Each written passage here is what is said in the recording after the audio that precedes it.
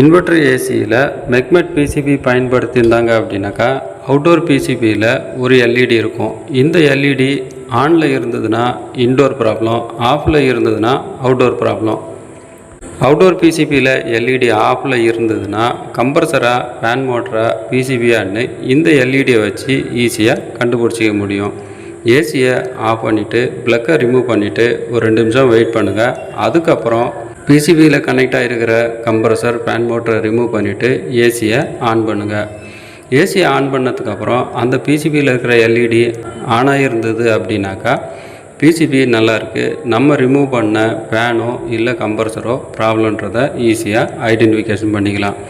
பழைய மெக்மெட் பிசிபியாக இருந்தது அப்படின்னாக்கா ரியாக்டரு வெளியில் இருக்கும். இந்த ரியாக்டர் ப்ராப்ளமாக இருந்தாலும் நமக்கு இந்த எல்இடி ஆஃப் ஆகிருக்கும்.